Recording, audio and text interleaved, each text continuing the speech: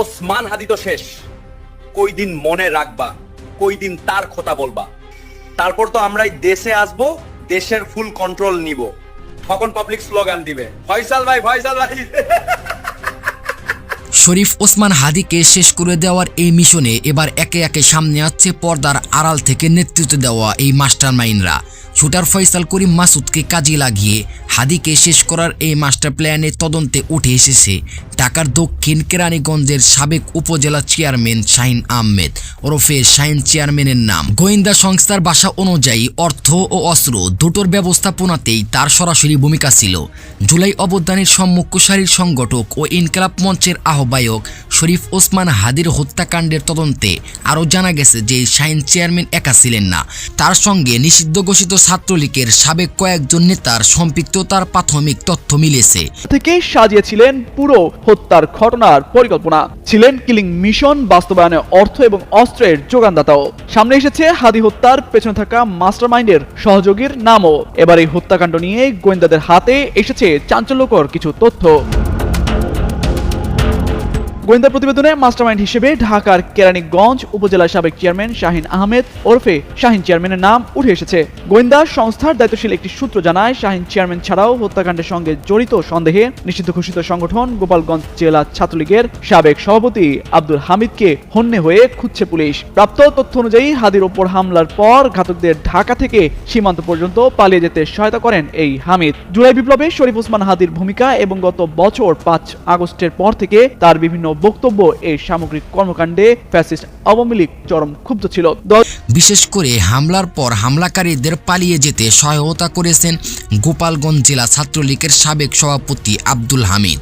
আওয়ামী লীগের অভ্যন্তরীণ মূল্যায়নে হাদিকে বড় ঝুঁকি হিসেবে দেখা হচ্ছে, যার ফলে পরিকল্পিতভাবে এই হত্যাকাণ্ডে ছক তৈরি করা হয়।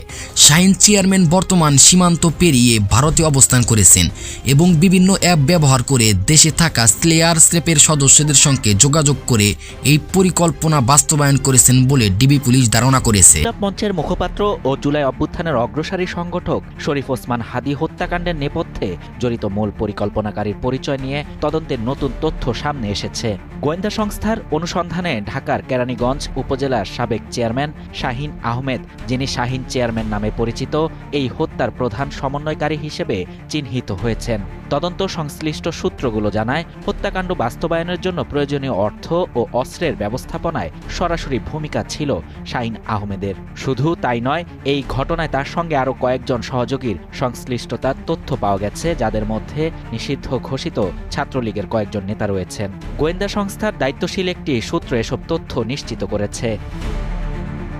ওসমান হাদি সম্পর্কে এমন কিছু অজানা তথ্য আছে যা জানলে যে কেউ চমকে উঠবেন। তিনি মাদ্রাসায় থেকে আলেম পাশ করেছিলেন এবং দাখিল ও আলেম উভয় পরীক্ষায় বোর্ড মেধা তালিকায় শীর্ষস্থানে ছিলেন। মেধাবী এই শিক্ষার্থী মিশরের আল আজহার এবং অস্ট্রেলিয়ার সিডনি বিশ্ববিদ্যালয়ে স্কলারশিপ পেলেও দেশপ্রেমের টানে তিনি ঢাকা বিশ্ববিদ্যালয়ে ভর্তি হন। এমনকি ইংল্যান্ডের একটি বিশ্ববিদ্যালয় থেকে তিনি শিক্ষকতার নিয়োগপ্রাপ্ত হয়েছিলেন। পারিবারিক জীবনে তিনি অত্যন্ত সহজ সরল ও ধর্মপ্রাণ ছিলেন। অনুযায়ী শাহিন চেয়ারম্যান ছাড়াও এই হামলায় সন্দেহভাজন হিসেবে গোপালগঞ্জ জেলা ছাত্রলীগের সাবেক সভাপতি আব্দুল হামিদের নাম উঠে এসেছে। পুলিশের ধারণা, হামলার পর ঘাতকদের ঢাকা থেকে সীমান্ত এলাকায় নিরাপদে পৌঁছাতে সহায়তা করেছিলেন তিনি। তদন্তকারীরা বলছেন, জুলাই বিপ্লবে শরীফ ওসমান হাদির সক্রিয় ভূমিকা এবং গত বছরের 5 আগস্টের পর থেকে তার প্রকাশ্য বক্তব্য ও রাজনৈতিক অবস্থানের কারণে তৎকালীন ক্ষমতাসীন আওয়ামী লীগ ও তাদের সহযোগী গোষ্ঠীগুলো তার উপর ক্ষুব্ধ ছিল। দলটির ভেতরে হাদিকে একটি বড় রাজনৈতিক হুমকি হিসেবে দেখা হচ্ছিল এবং সেই প্রেক্ষিতেই তাকে প্রথম সারির লক্ষ্যবস্তু বানিয়ে হত্যার পরিকল্পনা করা হয়। হাদি কখনো ছাত্রলীগ, ছাত্রদল বা শিবিরের মতো প্রথাগত ছাত্র রাজনীতির সঙ্গে যুক্ত ছিলেন না, কারণ তিনি দোষামোদির রাজনীতির ঘৃণা করতেন। তার পরিবার ছিল একটি আলেম পরিবার, যেখানে সবকিছু ধর্মীয় ভিত্তিতে পরিচালিত হতো। হাদি সবসময় বীরের মতো বাঁচতে এবং বীরের মতো মরতে চাইতেন। তিনি রাজনীতি মিছিলে সবসময় বুলেটের আঘাতে শহীদ হওয়ার স্বপ্ন দেখতেন এবং আল্লাহ তাআলা তার সেই ইচ্ছা পূরণ করেছেন। তার এই অকাল মৃত্যুতে দেশে একজন খাঁটি প্রেমিক হারালো। পরিশেষে এই হত্যাকাণ্ডের মূল পরিকল্পনাকারীদের দ্রুত বিচার এবং শহীদ ওসমান হাদির আত্মার মাগফিরাত কামনা করে আজকের এই ভিডিওটি শেষ করছি। তাই এই তদন্তের সামনে ধোপে টিকে নি। এবার আসুন ফিরে তাকাই সেই অভিশপ্ত দিনটির দিকে। 12 ডিসেম্বর তারিখটি কিন্তু খুবই গুরুত্বপূর্ণ। ঠিক আগের দিন ত্রয়োদশ জাতীয় সংসদ নির্বাচন ও গণভোটের তফসিল ঘোষণা করা হয়েছিল। সারা দেশ যখন নির্বাচনের আমেজে টকবক করছে, ঠিক তখনই ওসমান হাদির টার্গেট করা হলো। বিশ্লেষকরা বলছেন এর পেছনে ছিল এক শক ওয়েব তৈরির পরিকল্পনা। খুনিরা ভেবেছিল নির্বাচনের ঠিক আগ মুহূর্তে একজন জনপ্রিয় এবং প্রতিবাদী কণ্ঠস্বরকে স্তব্ধ করে দিয়ে সারা দেশে ভীতি বা প্যানিক সৃষ্টি করতে হবে। ঘটনাস্থল পুরনো পল্টন বক্স কালভার্ট রোড, ঢাকার অন্যতম ব্যস্ত এলাকা এটি। ভর দুপুরে সেখানে হাদি রিকশায় ছিলেন, আর খুনিরা ছিল চলন্ত মোটরসাইকেলে। সিনেমার দৃশ্যর মতো মনে হলেও এটি ছিল ঠান্ডা মাথায় এক নৃশংস অপারেশন। চলন্ত বাইক থেকে একজন রিকশা যাত্রীর মাথায় নিখুঁত নিশানায় গুলি করা। এটি প্রমাণ করেছে খুনিরা পেশাদার এবং প্রফেশনাল কিলার ছিল। তাদের প্রশিক্ষণ এবং প্রস্তুতি ছিল মারাত্মক, আর এই প্রস্তুতির রসদ জুগিয়েছে কে? সেই মাস্টারমাইন্ড তাইজুল ইসলাম চৌধুরী বাপ্পি। তদন্তে উঠে এসেছে বাপ্পি কেবল নির্দেশই দেননি, তিনি পুরো পরিকল্পনা বা ব্লুপ্রিন্ট তৈরি করেছিলেন। কিন্তু কেন?